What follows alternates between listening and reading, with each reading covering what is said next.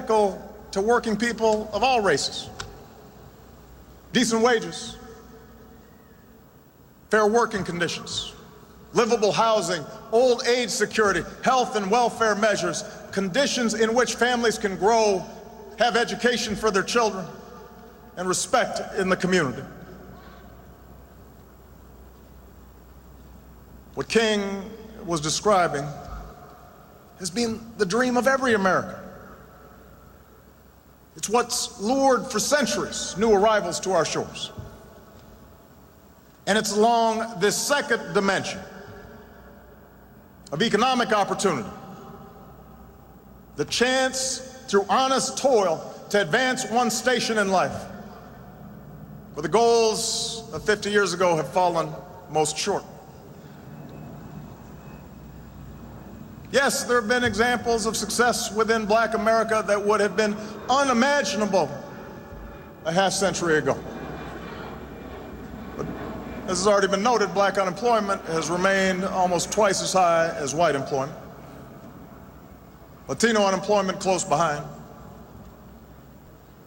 The gap in wealth between races has not lessened, it's grown. And as President Clinton indicated, the position of all working Americans, regardless of color, has eroded, making the dream Dr. King described even more elusive. For over a decade, working Americans of all races have seen their wages and income stagnate, even as corporate profits soar, even as the pay of a fortunate few explodes. Inequality has steadily risen over the decades. Upward mobility has become harder. In too many communities across this country, in cities and suburbs and rural hamlets, the shadow of poverty casts a pall over our youth, their lives a fortress of substandard schools and diminished prospects, inadequate health care, and perennial violence.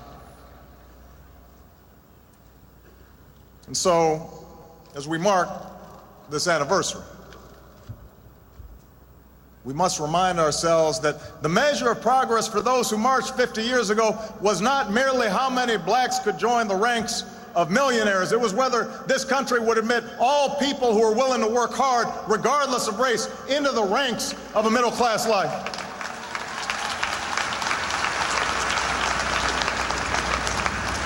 The test was not and never has been whether the doors of opportunity are cracked a bit wider for a few. This is whether our economic system provides a fair shot for the many, for the black custodian and the white steelworker, the immigrant dishwasher, and the Native American veteran. To win that battle, to answer that call, this remains our great unfinished business.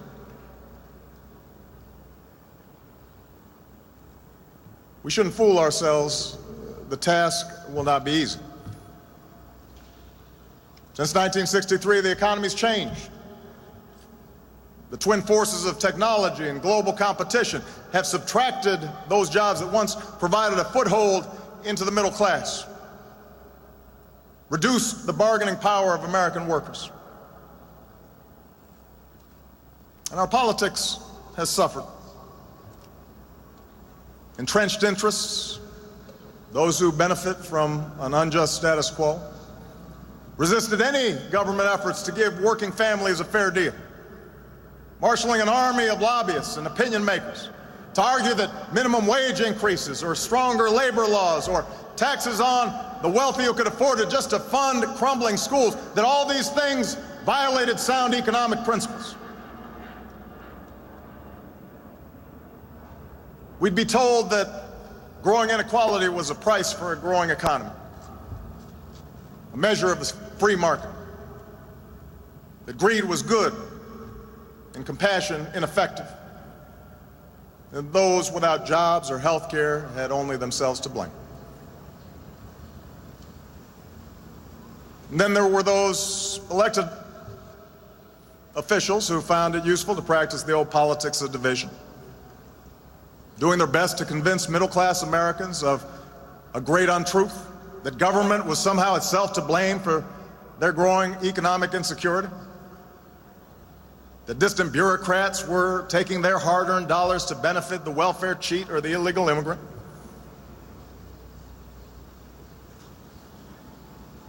And then, if we're honest with ourselves, we'll admit that during the course of 50 years, there were times when some of us, claiming to push for change, lost our way.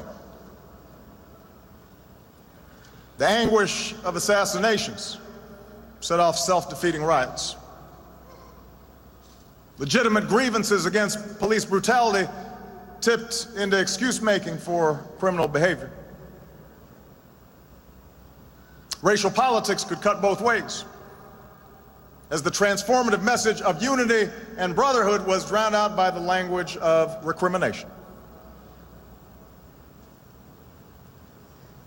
And what had once been a call for equality of opportunity, the chance for all Americans to work hard and get ahead, was too often framed as a mere desire for government support, as if we had no agency in our own liberation, as if poverty was an excuse for not raising your child, and the bigotry of others was reason to give up on yourself. All of that history is how progress stalled. That's how hope was diverted. That's how our country remained divided. But the good news is, just as was true in 1963, we now have a choice.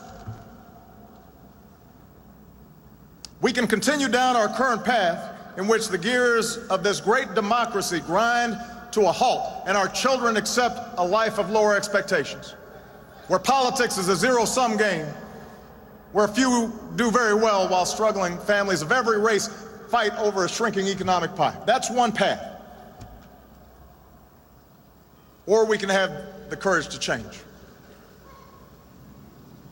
The March on Washington teaches us that we are not trapped by the mistakes of history, that we are masters of our fate. But it also teaches us that the promise of this nation will only be kept when we work together. We'll have to reignite the embers of empathy and fellow feeling, the coalition of conscience that found expression in this place 50 years ago. And I believe that spirit is there, that truth force inside each of us. I see it when a white mother recognizes her own daughter in the face of a poor black child. I see it when the black youth thinks of his own grandfather in the dignified steps of an elderly white man. It's there when the native born, recognizing that striving spirit of the new immigrant,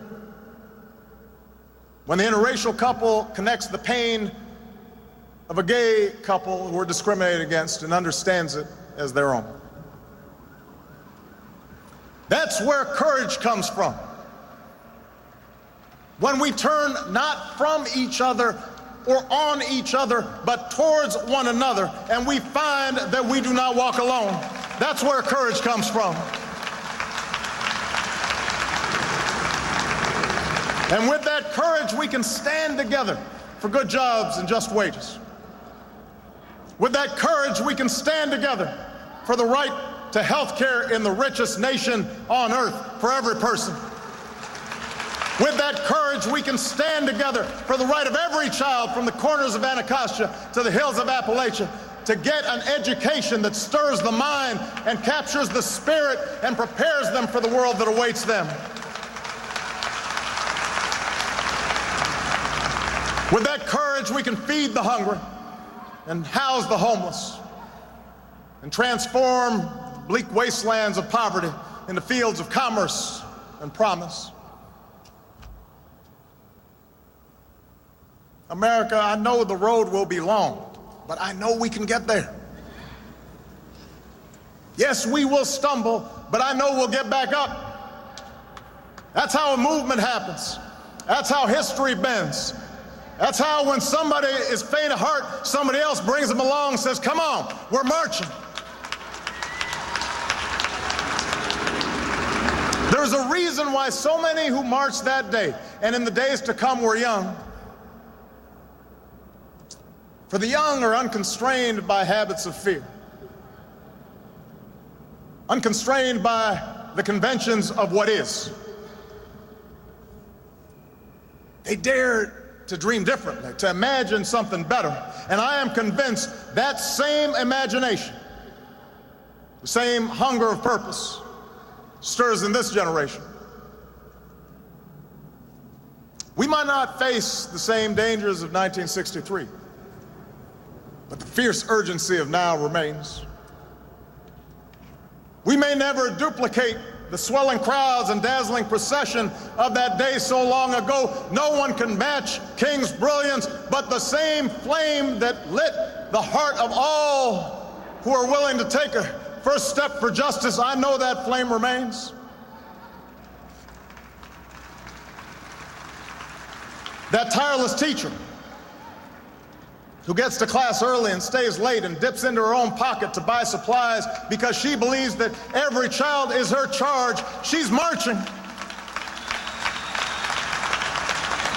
That successful businessman who doesn't have to but pays his workers a fair wage and then offers a shot to a man, maybe an ex-con, who's down on his luck, he's marching. The mother who pours her love into her daughter so that she grows up with the confidence to walk through the same doors as anybody's son, she's marching. The father who realizes the most important job he'll ever have is raising his boy right, even if he didn't have a father, especially if he didn't have a father at home, he's marching. The battle-scarred veterans who devote themselves not only to helping their fellow warriors stand again and walk again and run again, but to keep serving their country when they come home, they are marching. Everyone who realizes what those glorious patriots knew on that day, that change does not come from Washington, but to Washington. The change has always been built on our willingness, we, the people, to take on the mantle of citizenship. You are marching. And that's the lesson of our past. That's the promise of tomorrow. That in the face of impossible odds, people who love their country can change it. And when millions of Americans of every race and every region, every faith and every station can join together in a spirit of brotherhood, then those mountains will be made low, and those rough places will be made plain, and those crooked places, they straighten out towards grace. And we will vindicate the faith of those who sacrifice so much and live up to the true meaning of our creed as one nation under God, indivisible, with liberty and justice for all.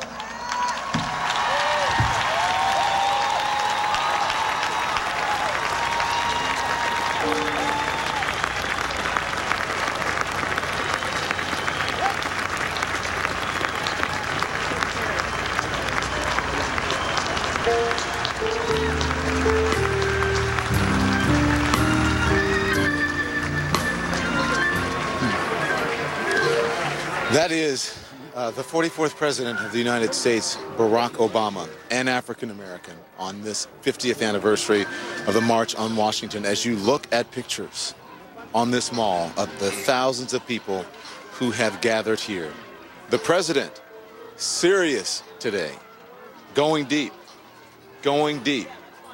not only looking back and honoring the people who came before him, whose shoulders upon which he stands, but also giving some tough love, and also soul-searching and looking forward to the future of what we need to do in order to achieve not only Dr. King's dream, but beyond that, a quality of life for every single American. There is a former President of the United States, Bill Clinton, there, and also the King family in the crowd as well. I'm joined here on the podium on this great national mall in front of the Lincoln Memorial by Democratic Congresswoman Sheila Jackson Lee, who worked in the movement, and also